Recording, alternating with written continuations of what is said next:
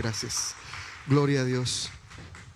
He cantado estas 3 canciones porque tienen el tema del sacrificio y es lo que quiero compartir con ustedes. Si ustedes tienen la bonita, buena y sana costumbre de tomar notas, quiero compartir una palabra que se llama holocausto y gloria. ¿Cómo se llama? Holocausto y gloria. Gracias. Gracias, muy amables, muy gentiles.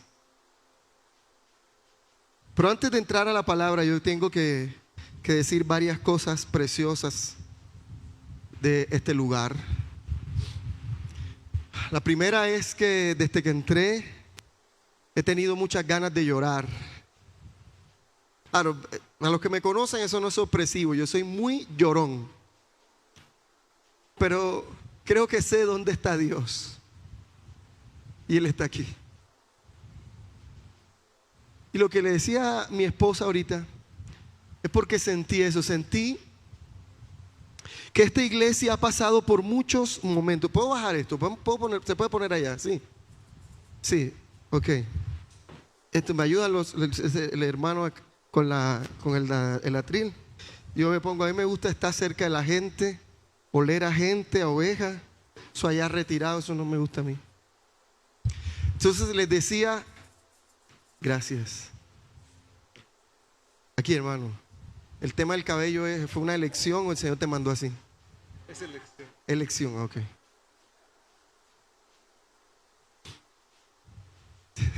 Sí, no, déjalo ahí que lo voy a usar. Señor te bendiga. El estilo de este hombre me gusta. No, déjalo ahí. Gracias. Señor te dé una buena esposa, ¿viste?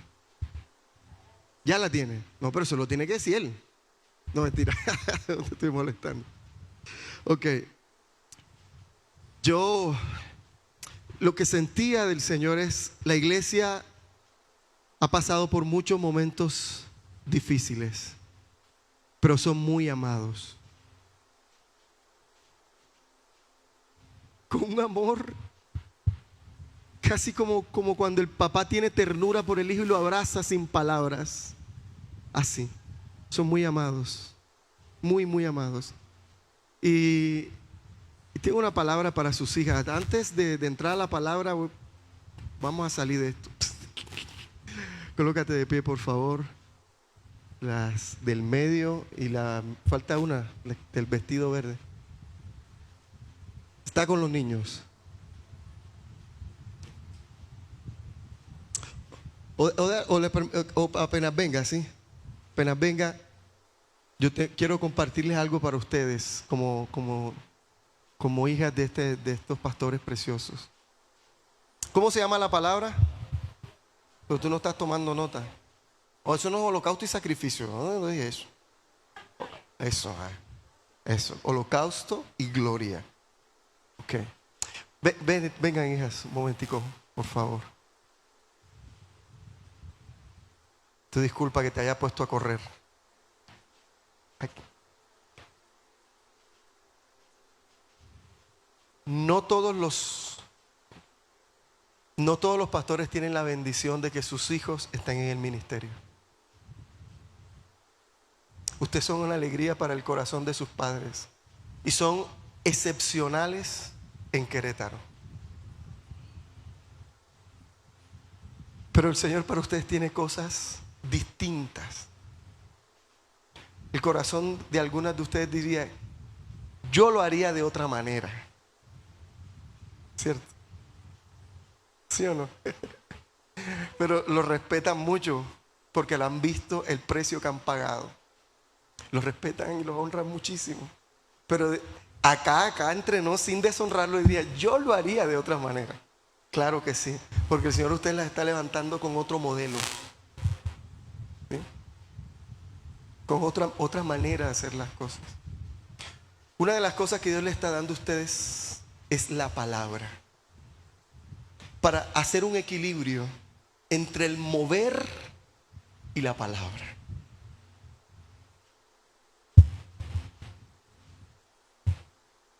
Pero hay más.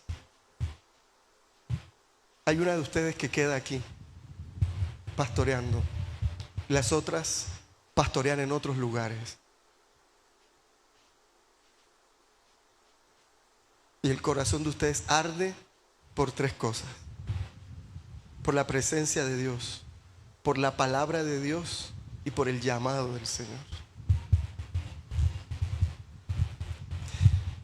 Yo estudié una carrera y cuando estuve en el puesto soñado, firmé un contrato y al día siguiente me invitaron ya a ser pastor en otra ciudad. Tal vez no disfruten mucho lo que están estudiando, pero ustedes son excepcionales. Son distintos al común de esta ciudad. Nunca jamás se comparen con otra gente. No te compares con nadie. Tu modelo de ser y de ministerio es distinto a todo el mundo, ni a tus hermanas. Han peleado bastante, pero no te tienes que comparar con nadie. El llamado que reposa sobre ustedes es un llamado generacional. Y llega un momento en que ellos van a tener que hacerse a un lado. Y Dios les dé sabiduría. Porque ustedes vienen como un tren duro, fuerte. ¿Oyeron? Espíritu de Dios, gracias. Qué preciosas estas chicas. Qué honra tan grande para sus padres son ellas, Señor.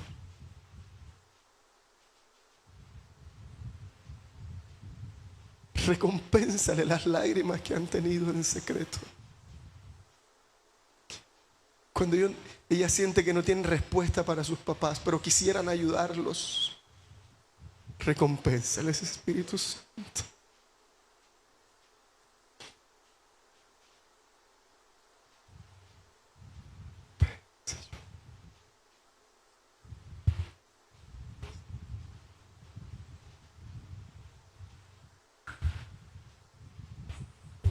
Te hablo.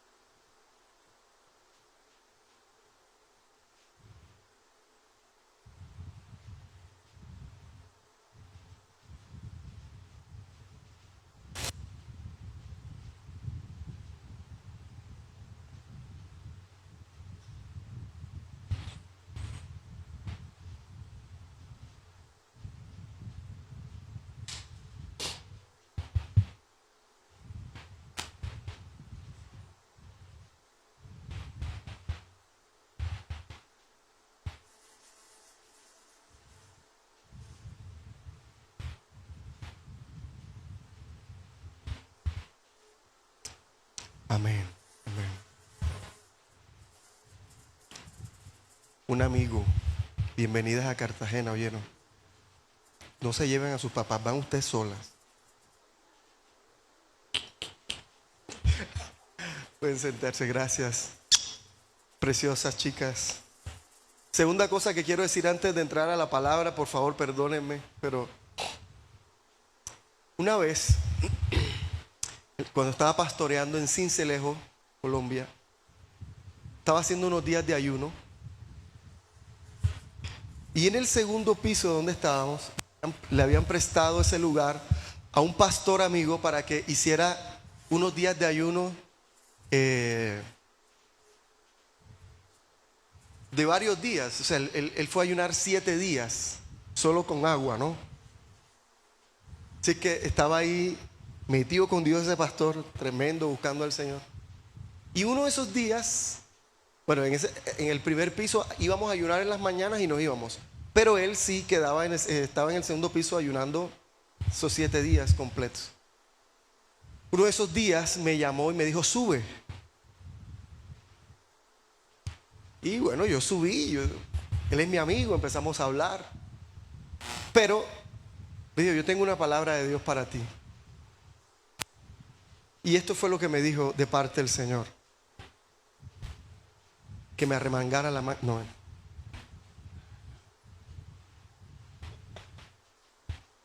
No, sino que aquí está el fuego del Señor y el fuego de allá afuera también, entonces. Ok, esto fue lo que me dijo el Señor.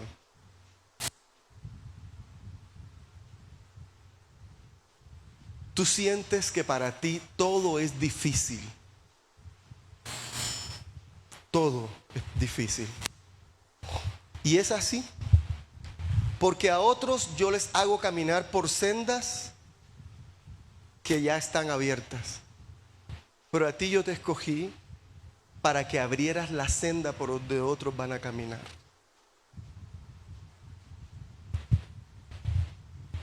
Yo abracé esa palabra. Y desde entonces he aceptado con tesón cualquier desafío de Dios, porque sé que estoy abriendo brecha para otros que vienen detrás. Sin embargo, casi como Dios haciendo un círculo para cerrar una etapa, es la primera vez en mi vida que Dios me dice, va a ser fácil. Y el Señor usó a la pastora ahorita. Yo sí que no me las creo, porque para mí en el ministerio todo ha sido batallado.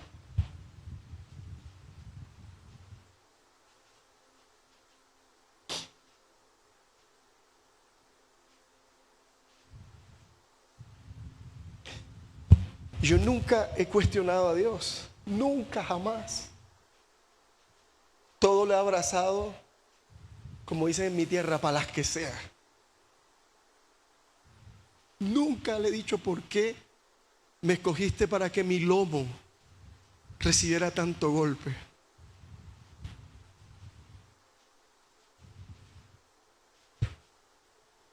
Pero es la primera vez que escucho casi como con ternura al Señor decir, va a ser fácil ahora.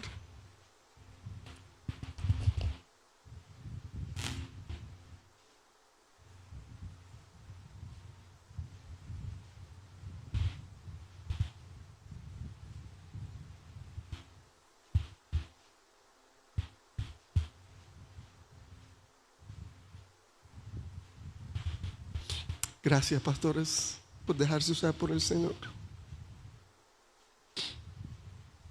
Gracias.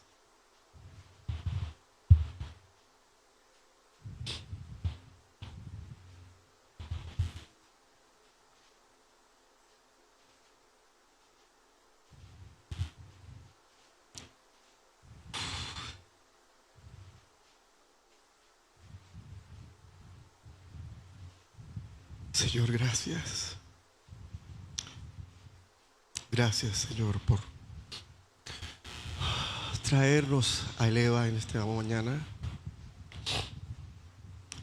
No solo para dar de lo que tú nos has dado, sino para recibir de ti, de tu Espíritu Santo.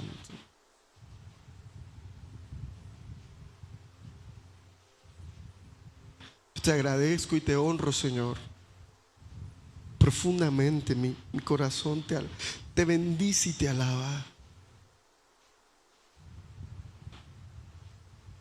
En el nombre de Jesús. Amén y amén. Voy a intentar predicar, que ya me tocó dar una palabra, me tocó dar un testimonio, ya no sé con qué va a salir el Espíritu Santo aquí. Entonces, hay una tercera cosa que debo decir, esta sí es muy corta. Es un milagro, ustedes no saben que es un milagro, pero mi esposa sí sabe. Es la 1:18 aquí, ¿verdad? En Colombia son las 2:18. Yo a esta hora después de un domingo de predicar 2 veces y de levantarme madrugado a orar y orar por la iglesia, orar por las predicaciones, a esta hora ya yo he debido haber comido mucha comida, pero hoy no tengo hambre. Hay un tercer milagro. Ustedes no pueden ver la magnitud del milagro. Pero hay un milagro. Yo no tengo hambre hoy. O por lo menos hasta ahora no. De pronto cuando termine el culto, ¿sí me entiende? Pero de pronto después. Ok, Romanos capítulo 12. Vamos a entrar a la palabra con todas. Romanos 12:1 dice: así que, hermanos, os ruego por las misericordias de Dios que se presenten vuestros cuerpos en sacrificio vivo, santo, agradable a Dios, que es vuestro culto racional. ¿Qué es vuestro culto racional? Yo quiero que usted esté muy atento a varios conceptos que es necesario que yo le pueda compartir antes de llegar a Romanos 12:1 otra vez. Lo estoy leyendo, Romanos 12:1, y necesito ahora darte unos conceptos, unos fundamentos antes de volver a Romanos 12:1. ¿Están conmigo acá? Por favor, esta hora yo no sé si están dormidos. ¿Están conmigo acá? Ok, muy bien. Lo primero es el concepto de altar. Concepto de altar. Y por eso le pedí el favor a mi hermano que dejara este banquillo aquí, porque nos va a simbolizar, nos va a representar lo que quiero mostrarle como altar.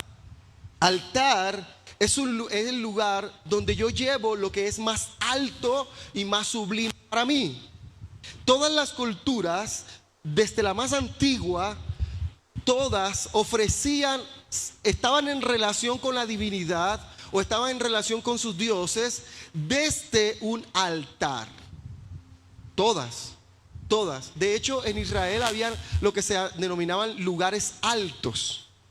Si lo leyeron en la escritura, ¿no? Y toda nuestra cultura latinoamericana, a raíz de nuestras ascendencias indígenas, culturales y todo eso, los lugares altos siempre son lugares de adoración y altares. ¿Ves? Ahora, el lugar, independientemente de que esté alto física y topográficamente, el altar va a simbolizar que allí entrego lo más sublime, lo más importante y lo más alto de mi ser. ¿Estamos de acuerdo? Así que el altar es un lugar de encuentro, pero también un lugar de invocación. Voy a repetir, es un lugar donde yo invoco, pero donde también hay encuentro. El altar tiene características importantes, por lo menos 4. La primera es entrega, dedicación, honra, ¿sí? Y promesa. Es en el altar donde se entrega, se dedica. Es una manera de honrar, de hacer un voto, pero a la vez en el altar se hacen promesas. ¿A cuánto le interesaría tener este material que yo tengo acá? Sí, bueno, copie las ideas. El material yo se lo paso a los pastores y ellos lo van a estar vendiendo. No, mentira. Ok, entonces ya entiende el concepto de altar, ¿verdad? Es un lugar donde representa un lugar de encuentro con lo sagrado, con lo divino. Es un lugar de adoración. Es un lugar de rendición, es un lugar de consagración, de honra, de voto, de promesa. ¿Estamos de acuerdo? Ahora, quien de ustedes haya leído la Biblia con cierta rigurosidad, se ha encontrado con el tercer libro de la Biblia que se llama Levíticos. ¿Cuántos han pasado por Levíticos? Ahora, con toda la honestidad suprema del mundo, ¿a cuántos no les ha gustado Levíticos? Sí, es que haya leído la Biblia y dice, Levítico es espectacular, ay, me encanta Levítico. O sea, Levítico necesita cierta información para que tú lo entiendas. ¿Estamos de acuerdo? Ok, entonces, en Levítico, por lo menos los primeros capítulos, hasta el 11, 12 más o menos, están descritos 5 fiestas y 7 sacrificios. Otra vez, ¿cuáles son? No es al revés. 7 fiestas y 5 sacrificios. ¿Ok? 7 fiestas y 5 sacrificios. ¿Ok? ¿Cuántas fiestas? ¿Cuántos sacrificios? 5. Muy bien. Ahora, escuchen con atención. ¿Cuáles son los 5 sacrificios? Pero antes de escuchar los sacrificios, ¿dónde se hacían los sacrificios? Era un altar. Ok. Había un primer sacrificio que se llamaba expiación, que era para perdón del pecado de todo el pueblo. Ese era una sola vez al año. Ese sacrificio era un anticipo profético. Eso, la figura literaria, bíblica, teológica se llama tipología. Era un tipo de lo que vendría después, de que un solo sacrificio, ya no por un pueblo, sino por toda la humanidad, traería perdón de pecados. ¿Estamos de acuerdo? Entonces este primer sacrificio es expiación, una sola vez al año.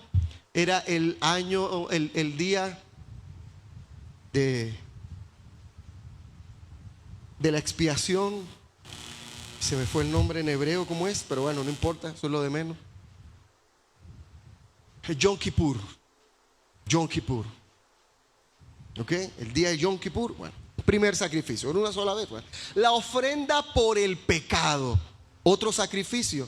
Este sí era toda vez que alguien pecaba y sabía que tenía que restaurar su relación con Dios. ¿Qué hacía?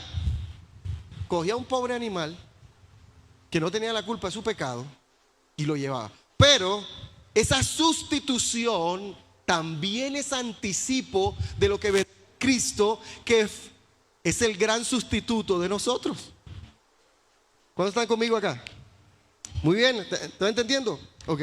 Ahora, qué bendición saber que el Señor no le exigía a la gente en el altar siempre un pobre animal, sino según su economía. La persona podía dar un toro, una vaca, un cordero, o sea, tenía mucho billete, mucho dinero, el animal grande. Más o menos quedaba un cordero. Estaba así una paloma, o si no que llevara cereales. Pero el Señor entendía tanto a la gente en su economía. Por eso hoy día uno tiene que ser muy sensible con la situación de la gente. Ni Dios en el Antiguo Testamento pedía así, sino acorde a la condición de la persona. Ahora, ¿ustedes recuerdan cuando Jesús cogió ¿cómo dicen aquí? ¿Juguete o fuete? Un fuete, una cosa así. Y cogió y le dio a los que estaban vendiendo en el templo. Usted no sabe, eso es espectacular. Imagínate que tú estás en el Antiguo Testamento. Trate de transportarse allá. Pecaste y llevas tu corderito. Todo el que te ve dice, ahí va el pastor Sergio, mira, pecó. Claro. ¿Sabes qué es lo peor? Claro. ¿Sabes qué es lo peor? Es que cuando tú pecas, no quieres que nadie se dé cuenta. Porque la vergüenza por el pecado tiene una carga. Y sabes que el Señor no elimina la carga del pecado. Perdona el pecado, pero no elimina la vergüenza del pecado. ¿Sabes por qué? Porque la vergüenza es necesaria porque te ayuda a no repetirlo más. Me explico un poco. Si una persona, Dios lo guarde, comete adulterio, ¿qué hace con su pecado oculto? Pero tú sabes cuál es el mayor lío. Confesarlo para que públicamente entienda no solo su vulnerabilidad, sino su necesidad de restauración. Así que los judíos, tú veías con el corderito, Sergio, ay Sergio, y uno acá, ¿qué habrá hecho? Porque la gente es chismosa, la gente tiene curiosidad, ¿cierto? Y ¿qué habrá hecho? Ahora, los judíos inventaron una estrategia impresionante. Cuando iban al templo, ellos ya no llevaban el cordero. ¿Qué hacían? Lo vendían a la puerta del templo. Evitaban la vergüenza. Terrible, ¿eh? Entonces, oye, si yo voy a ofrecer algo por mi pecado, bueno, pero pago lo que sea. ¿Cuánto cuesta mi pecado? Eso no tiene precio, así que nada, era un judío. Empezaron, ¿cuánto me da el cordero ese? No, eso está muy caro, bájale. Hacer negocio con la expiación de su pecado. El Señor igual me va a perdonar. Yo para qué voy a ofrecer un ganado así grandote. Van a decir 2 palomitas. El Señor sabe. Tú te puedes imaginar a cuánto disparate se prestó eso del pecado personal. Si tú estás entendiendo, sabes que cada vez que fallamos encontramos redención solo en Cristo. Pero confiésalo. Es necesaria la confesión de pecados. Número 3, el tercer sacrificio se llama ofrenda de harina. Y esta ofrenda era ese tipo de ofrenda que se comía. La gente la podía comer. Ahora, con mucha atención, para ofrecer esa ofrenda había que moler el grano, simbolizando que cada vez que tú vas a servir a tu prójimo, tienes que molerte. Porque a la gente no le gusta la generosidad, a la gente no le gusta dar, el otro es incómodo, ya viene a pedir, el hermano en esa situación, ¡ay, qué carga! Pero tú sabes, hay una ofrenda que se daba en el altar que era para los necesitados, es para el prójimo. Y no la podías dar como la tenías, tenías que molerla. Además, no podía tener ni miel ni levadura, 2 elementos espectaculares. Lo primero es que la miel simboliza la hipocresía, muy empalagoso. Segundo, no tenía levadura, no está corrompido tampoco. Habla de cómo debemos servir al prójimo. Había una ofrenda que se llamaba ofrenda de paz. Era una ofrenda voluntaria. Era porque sí. No tenías razón. Era porque sí.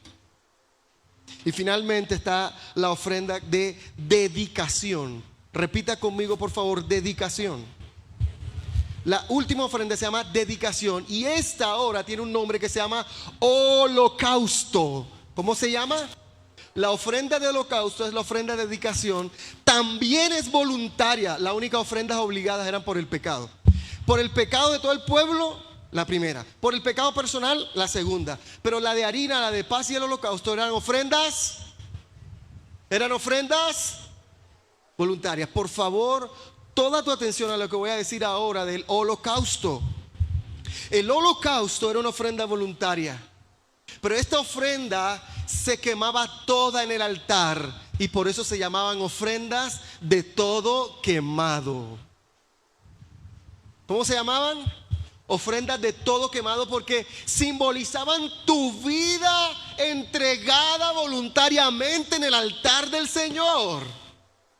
Pero además indicaba que cuando el humo subía, así subía tu vida a la presencia del Señor. Eso, óyeme bien, decía que era ofrenda de olor fragante. El holocausto era voluntario, era una ofrenda de dedicación, se consumía todo y era olor. Te tengo noticias. Esa es la ofrenda de la que más se habla en la Biblia. Esta ofrenda expresa la devoción del cristiano. Ahora sí, pastor, toda esa cosa larga y Romanos 12, ¿ok? Mucha gente no entiende el cambio que hay del Antiguo Testamento al Nuevo Testamento. Mucha gente no lo entiende. No puedo explicarlo ahora, eso es una clase de teología sistemática o de otra cosa. Es otro día que me inviten, yo vengo a Cartagena y se las doy. Hoy no. Pero, atención. Lo que la Escritura da a entender, míreme acá todos con máxima atención, da a entender es: la liturgia del Antiguo Testamento no pasó, pero pasó el principio por el cual se hacía ese acto litúrgico. Repito, toda la ceremonia y la liturgia de aquí del Antiguo Testamento no pasa al Nuevo, pero pasa el principio por el cual se hacía. ¿Estamos de acuerdo? De tal modo que aquí se sacrificaba un animal. Y aquí no hay animales. Pero el principio por el cual entregaba el animal sigue vigente hoy. Y las palabras que un erudito en la Biblia, un tipo estudiado en la escuela teológica más reconocida de entonces, los pies de Gamaliel, los términos que utiliza el apóstol Pablo en Romanos 12:1 son los términos del sacrificio de holocausto del Antiguo Testamento. Entonces, ahora sí, leemos el texto bíblico. Dice: así que, hermanos, ahora que entiendes la misericordia de Dios, por favor,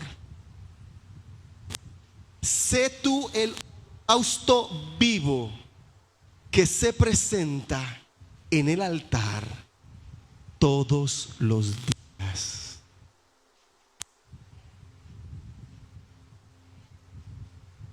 ¿Cuántos están entendiendo acá? Pregúntale al que está a su derecha: ¿tú estás entendiendo? Tu derecha, su izquierda, ahí, ¿tú estás entendiendo? Ahora, un momentico aquí, que todavía no me puedo meter en el holocausto. Necesito, cuando usted escucha en la Biblia, así que, o por lo tanto, a usted no se le viene a la cabeza que estaban hablando de otra cosa. ¿Sí o no? La primera expresión de Romanos 12:1 es el resumen de Romanos 1 al 11. Romanos 1 al 11 hace una exposición magistral del Evangelio, pero magistral, un ladrillo teológico para mucha gente. La exposición del Evangelio termina diciendo: oh, profundidad de la riqueza, al final del capítulo 11. Después de que Pablo se ha explayado en una gran explicación del Evangelio, cierra diciendo: oh, profundidad de la riqueza, de la ciencia y de la sabiduría de Dios. Cuán insondables son tus juicios e inescrutables tus caminos. Porque ¿quién entendió la mente de Dios? ¿O quién fue su consejero? ¿O quién le dio para que le fuera recompensado? Dios en deuda. No, porque de Él, por Él y para Él son todas las cosas. A Él sea la gloria por los siglos. Amén. Cuando Pablo termina así Romanos 12, 11, 36, dice: por lo tanto, a causa de todo ese evangelio explicado magistralmente, puedes ver la misericordia que Dios ha tenido contigo. Por favor, ofrécete como un sacrificio vivo delante de Él. Ese así que, o por lo tanto, nos llevaría a estudiar Romanos, para entonces ahora decir: es imposible que un cristiano que diga que es un cristiano verdadero, genuino, nacido de nuevo, no se ofrezca como un sacrificio vivo delante de la presencia del Señor. Es imposible. Mejor dicho, el que no lo hace, no es. Si tú tienes tus querellas, tus quejas, tus peros, para día tras día ofrecerte como un sacrificio vivo, santo y agradable delante de Dios, vamos a predicarte el Evangelio otra vez. Tú no has entendido el Evangelio, porque el Evangelio es la expresión de la misericordia, para que ahora día tras día te ofrezcas. El Evangelio no es que tenemos a Dios como un cajero automático. Dame, necesito carro, aquí dicen coche, casa, beca, marido, que tenga plata. Todas las mujeres quieren un marido que tenga plata. Estas mujeres se equivocaron con nosotros, pastor. Pensaron que sí, pero nada. Pues vamos a la prédica, por favor. Dios no es un cajero automático. Dios no se debe a ti. Tú te debes a Él por causa de todo lo que Él ha hecho, expresado en el poder de su evangelio glorioso. Pero tengo mucho texto bíblico aquí, por favor. Demasiado. Por eso ahora comparto el material y usted lo estudia. Quiero enfatizarme por qué hay una relación entre holocausto y gloria. Lo primero, antes de decir eso, es que Dios se cansó de los holocaustos de Israel, porque lo tenían de una manera religiosa. Textos como, por ejemplo, 1 Samuel 15:22 dice: ¿se complace Jehová en holocaustos? Él se complace en que obedezcan. El Salmo 51, David dice: oh, si tú quisieras sacrificio, yo ofrecería holocausto. Pero el sacrificio que tú quieres es el espíritu quebrantado. Isaías 1:11 dice el Señor: qué fastidio tengo de los holocaustos de ustedes. Isaías 61:8 dice: yo Jehová soy amante del derecho, aborrecedor del latrocinio para holocausto. O sea, robarle a otro para ofrecerle a Dios. Qué terrible había llegado Israel a lo más bajo. Oseas 6:6 dice: misericordia quiero y no sacrificio, conocimiento de Dios más que matar un pobre animalito. Es decir, vas a ver toda la teología del Antiguo Testamento, cómo la gente pensó que simplemente matando un animal se resolvía el problema de su relación con Dios. Y eso es absolutamente erróneo y equivocado, porque es más fácil matar un animal que rendir el alma. Es más fácil matar un animal que ser misericordioso. Es más fácil matar un animal que tener conocimiento de Dios. Es más fácil matar un animal que obedecer. Es más fácil matar un animal que amar a la esposa. Pero cuando venimos al Nuevo Testamento, ya no puedes matar un animal. O te ofreces o te ofreces. O te rindes por completo. Así que tengo una noticia para ti en esta mañana. ¿Cuántos quieren ver la gloria de Dios? Parece que no. ¿Cuántos quieren ver la gloria de Dios? Sin holocausto no hay gloria.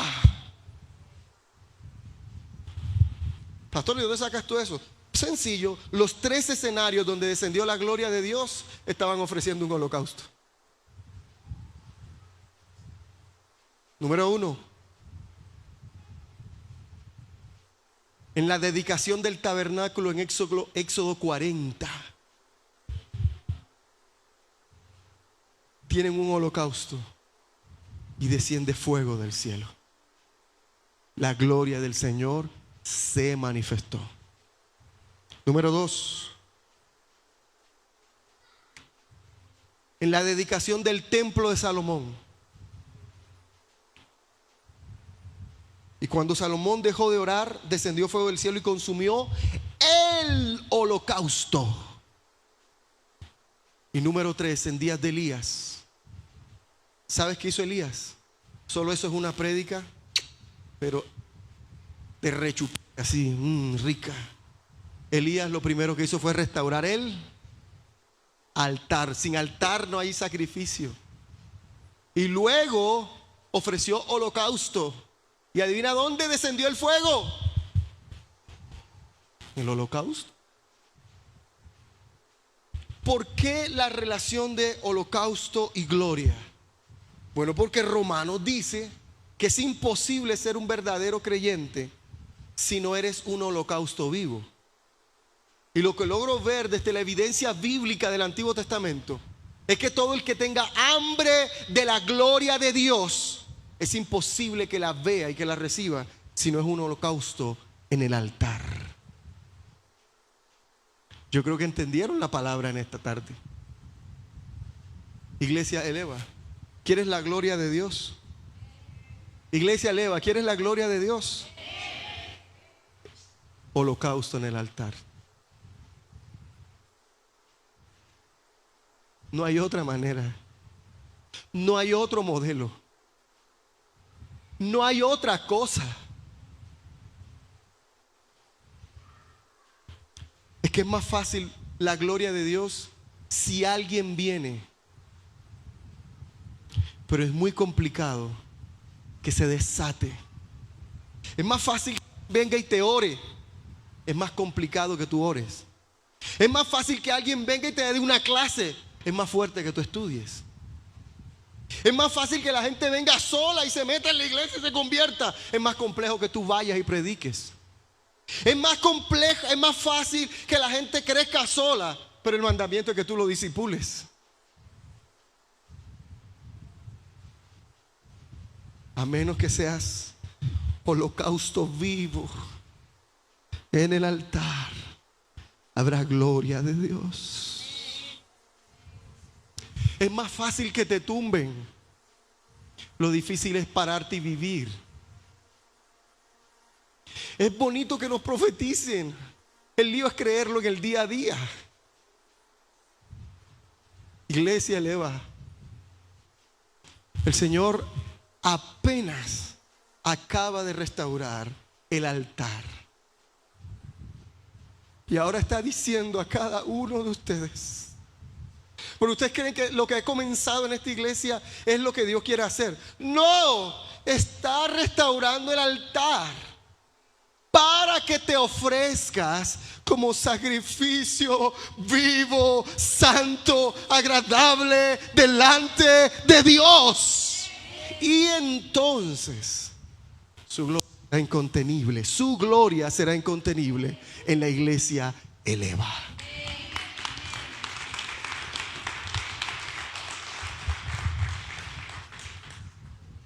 Una de las cosas que tienes que hacer es darle estructura bíblica a mucho de lo que está sucediendo en este lugar. Otra cosa a la que tiene que pasar es que la iglesia tiene que entender que la presencia de Dios no es algo que reposa solo sobre los pastores y las hijas de los pastores. No. La iglesia no son los pastores y unas muchachas que cantan con un muchacho que toca guitarra. La iglesia somos todos.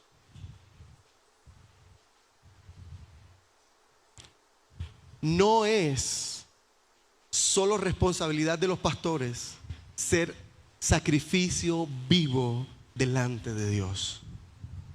Es la iglesia. Eso implica que mañana, al despertar, tú, en el secreto de tu casa, te ofrezcas como sacrificio vivo. Y antes de dormir, sea sacrificio vivo. Pero mientras vas a la universidad o vas a trabajar o estás en casa, acuérdate que el sacrificio es vivo, pero además es santo y es agradable. Es decir, implica todas las áreas de tu vida.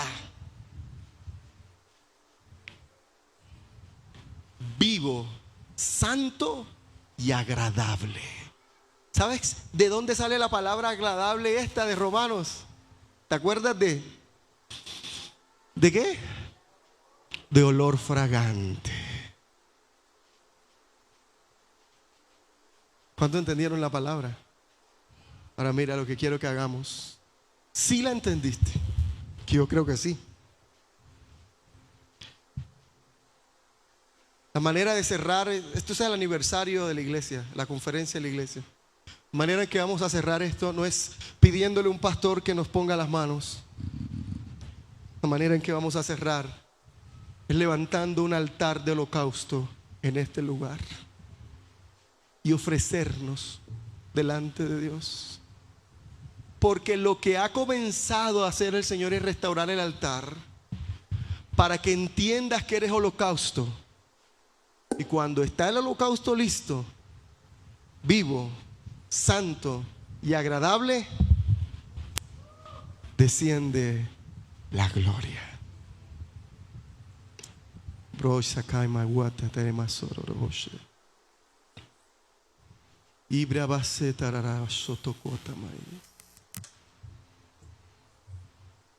Esto es lo que voy a hacer yo primero. Me voy a postrar de rodillas. Y todos los que han entendido este mensaje, que sienten en su corazón que quema esta palabra, venga y una